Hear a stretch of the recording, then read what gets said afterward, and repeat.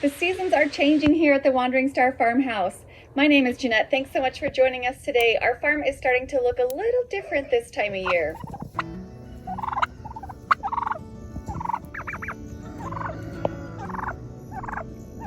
Something new we did this fall is head out to the local conservation club, and Jeremy took a hunter safety class. Don't start singing. And at his hunter safety class, they actually brought in a deer and learned how to field dress it, and then on kind of a bonus extra night, they actually taught them how to butcher. And so he went to this class and learned how to butcher the deer, and they learned how to cut it into the different cuts of meat. So basically, work right out. It was really great for him to take this class right now because we're actually getting ready to process our pigs this fall. So this was an awesome experience for him because I think we're gonna do it ourselves, along with the help of some friends who are a little more experienced than we are. Last week I made a wheel of Gouda cheese, and it uses a brine solution to help to flavor it before you start to dry it. So I'm gonna go ahead and make another wheel of Gouda today because I want to use make a couple cheeses to use that brine solution before it goes bad. I'm hitting the cheese making hard right now. I want to get a lot of things stocked up in our fridge so that we can have those available to use.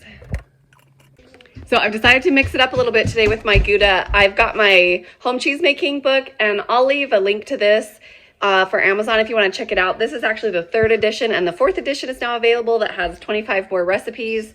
But what I'm going to do, instead of just plain Gouda, I'm actually going to do a caraway Gouda to have it, be a fun flavor. So I have boiled caraway seeds in some water, and I'm going to add this flavored water to the milk as I start to turn it into cheese.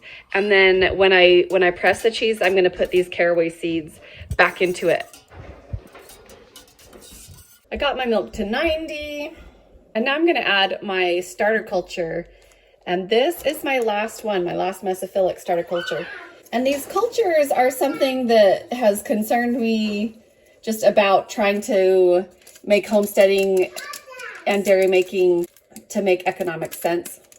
The starter cultures and things are not cheap, and in our homesteading, we're trying to a certain extent to maybe not necessarily save money, but to use money economically to do these things and to provide our family with good food and healthy food, the quality of food that is not often available elsewhere.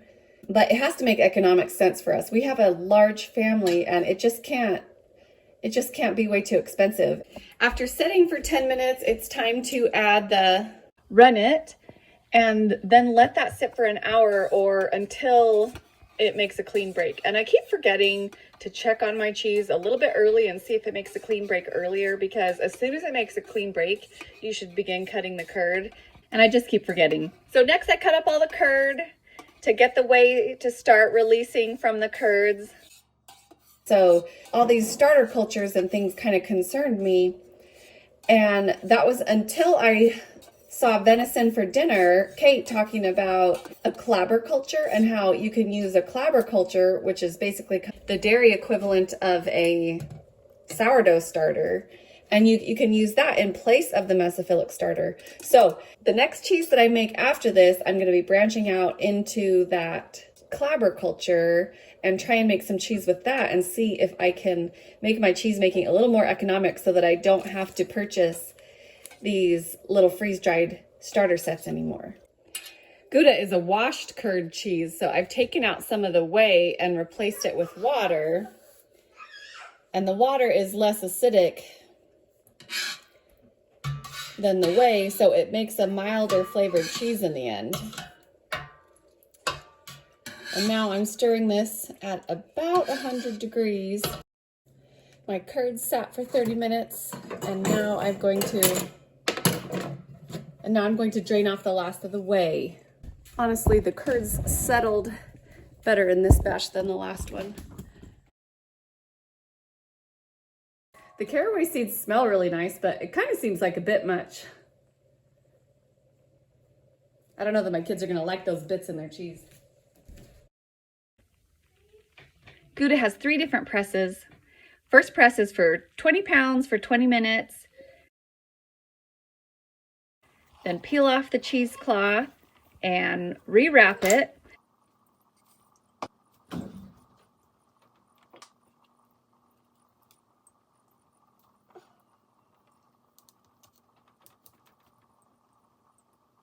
And then press it for the second pressing for 20 minutes again, but with 40 pounds this time.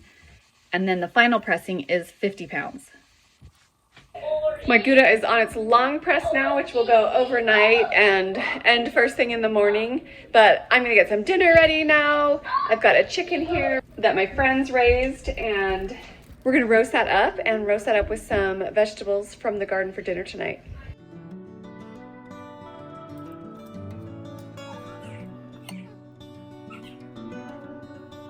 So here's what I have growing for this fall. I've got the peas hidden under here because they were kind of getting pummeled. They're looking pretty good. So this first row is radishes, and then I have beets in the middle, and then I have some green peas growing along here. So the radishes grow really quickly, and there's some that are ready to harvest today. So I'm gonna harvest some of these for dinner to roast with our chicken.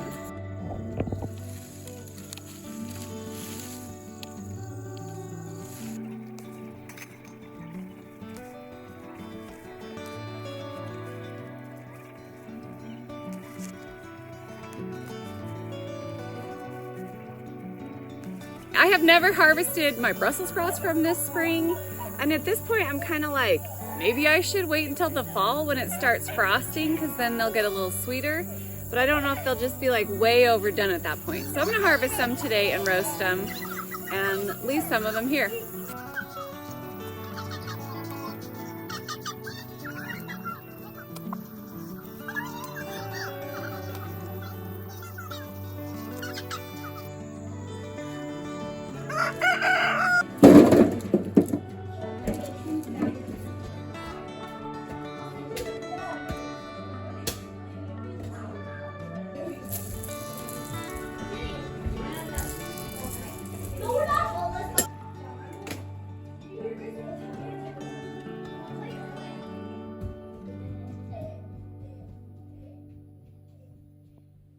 It is the next morning, and my cheese has sat in the press all night long, so it's time to get it out of the press and into the saltwater brine.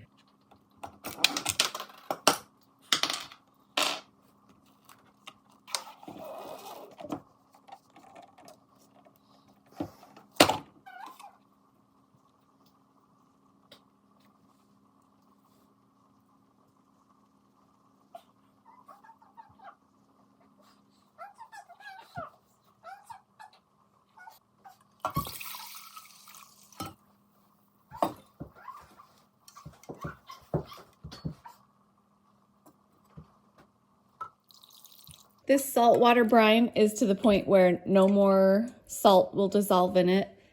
And then what's going to happen is this process where the moisture inside the cheese carries the salt from this water that it's surrounded by, and it carries it into the cheese until it reaches this equilibrium. It's the same way you brine a turkey for Thanksgiving.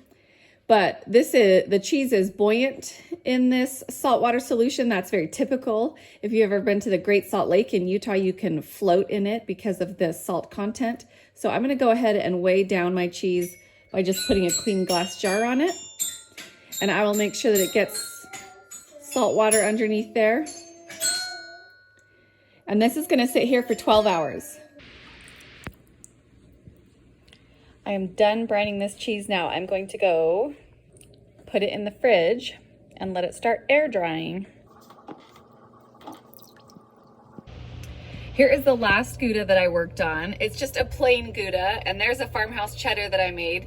And this Gouda is supposed to air dry for 3 weeks at about 50 degrees. So this Gouda has air dried for 1 week so far. So now I'm gonna add that caraway Gouda. Give this one a flip.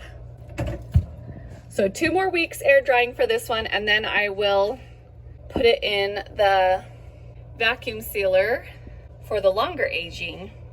I have this in the fridge that is in our garage. This is kind of our overflow fridge, and I'm turning it into a cheese cave. I have it on like the lowest temperature setting possible so that it is better for aging the cheese.